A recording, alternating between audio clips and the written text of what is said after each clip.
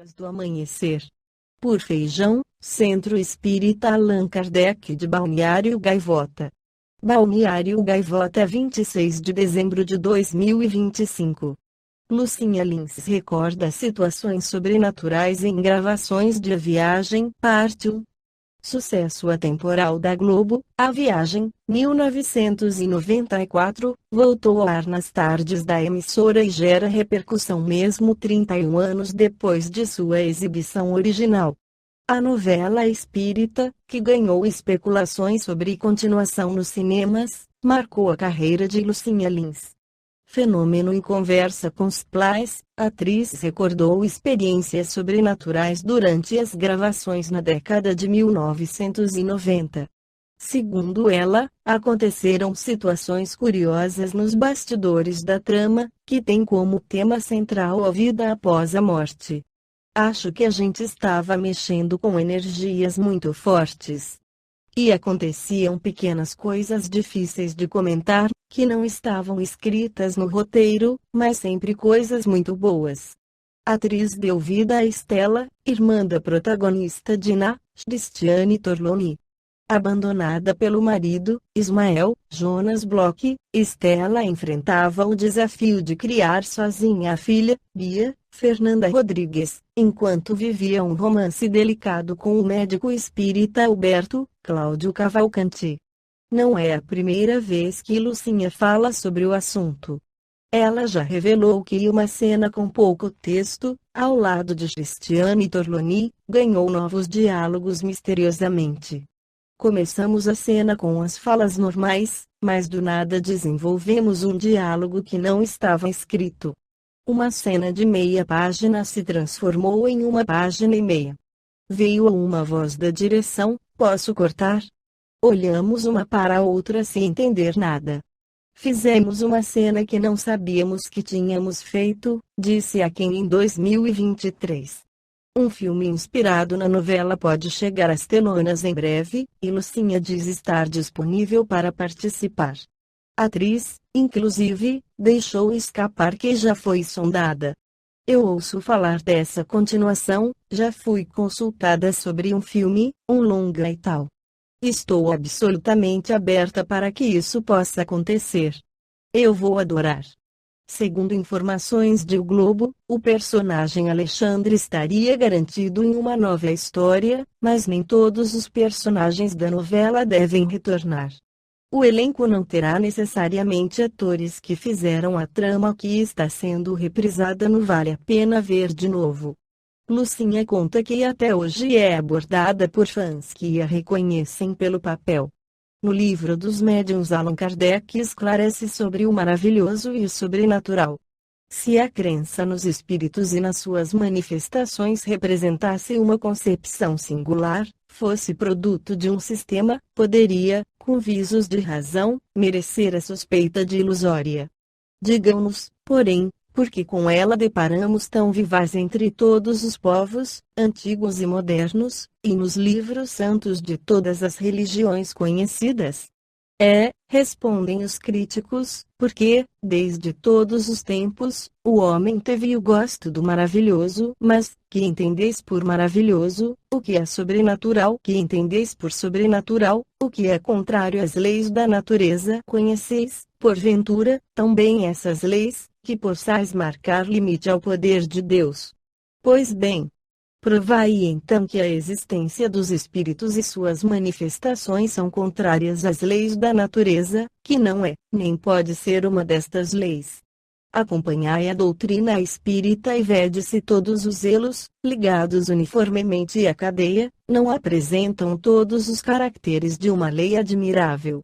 O pensamento é um dos atributos do espírito, a possibilidade, que eles têm, de atuar sobre a matéria, de nos impressionar os sentidos e, por conseguinte, de nos transmitir seus pensamentos, resulta, se assim nos podemos exprimir, da constituição fisiológica que lhes é própria.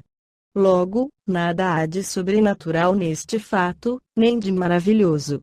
Tornar um homem a viver depois de morto e bem morto, reunirem-se seus membros dispersos para lhe formarem de novo corpo, sim, seria maravilhoso, sobrenatural, fantástico. Haveria aí uma verdadeira derrogação da lei, o que somente por um milagre poderia Deus praticar. Coisa alguma, porém, de semelhante há na doutrina espírita. Entretanto, objetarão, admitis que um espírito pode suspender uma mesa e mantê-la no espaço sem ponto de apoio.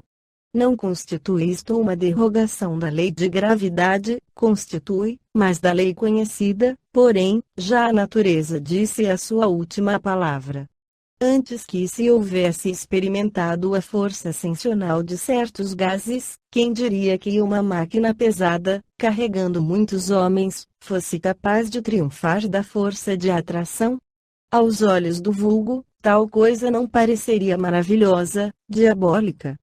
Por louco houvera passado aquele que, há um século, se tivesse proposto a transmitir um telegrama a 500 léguas de distância e a receber a resposta, alguns minutos depois. Se o fizesse, toda a gente creria ter ele o diabo às suas ordens, pois que, àquela época, só ao diabo era possível andar tão depressa. Porque, então, um fluido desconhecido não poderia, em dadas circunstâncias, ter a propriedade de contrabalançar o peso do balão? Notemos, de passagem, que não fazemos uma assimilação, mas apenas uma comparação, e unicamente para mostrar, por analogia, que o fato não é fisicamente impossível. Ora, foi exatamente por quererem, ao observar estas espécies de fenômenos, proceder por assimilação que os sábios se transviaram. Em suma, o fato aí está. Não há, nem haverá negação que possa fazer não seja ele real, porquanto negar não é provar. Para nós, não há coisa alguma sobrenatural. É tudo o que, por agora, podemos dizer. Se o fato ficar comprovado, dirão, aceitá-lo-emos, aceitaríamos mesmo a causa que o atribuis, a de um fluido desconhecido. Mas, quem nos prova a intervenção dos espíritos? Aí é que está o maravilhoso, o sobrenatural. Far-se-ia-me ter aqui uma demonstração completa, que, no entanto, estaria deslocada e, ao demais, constituiria uma repetição, visto que ressalta de todas as outras partes do ensino. Todavia, resumindo em algumas palavras, diremos que, em teoria, ela se funda neste princípio: todo o efeito inteligente há de ter uma causa inteligente, do ponto de vista prático, na observação de que, tendo os fenômenos ditos espíritas dado provas de inteligência, fora da matéria havia de estar a causa que os produzia e de que, não sendo essa inteligência dos assistentes o que a experiência atesta, havia de lhe ser exterior. Pois que não se via o ser que atuava, necessariamente era um ser invisível. Assim foi que, de observação em observação, se chegou ao reconhecimento de que esse ser invisível, a que deram o nome de espírito, não é senão a alma dos que viveram corporalmente, aos quais a morte arrebatou o grosseiro invólucro visível, deixando-lhes apenas um envoltório etéreo, invisível no seu estado normal. Eis, pois, o maravilhoso e o sobrenatural reduzidos à sua mais simples expressão. Uma vez comprovada a existência de seres invisíveis, a ação deles sobre a matéria resulta da natureza do envoltório fluídico que os reveste. É inteligente essa ação, porque, ao morrerem, eles perderam tão somente o corpo, conservando a inteligência que lhes constitui a essência mesma. Aí está a chave de todos esses fenômenos tidos erradamente por sobrenaturais. A existência dos espíritos não é, portanto, um sistema preconcebido, ou uma hipótese imaginada para explicar os fatos, é o resultado de observações e consequência natural da existência da alma. Negar essa causa é negar a alma e seus atributos. Dignem-se de apresentá-la aos que pensem em poder dar desses efeitos inteligentes uma explicação mais racional e, sobretudo, de apontar a causa de todos os fatos, e então será possível discutir-se o mérito de cada uma. Para os que consideram a matéria a única potência da natureza, tudo o que não pode ser explicado pelas leis da matéria é maravilhoso, ou sobrenatural, e, para eles, Maravilhoso é sinônimo de superstição.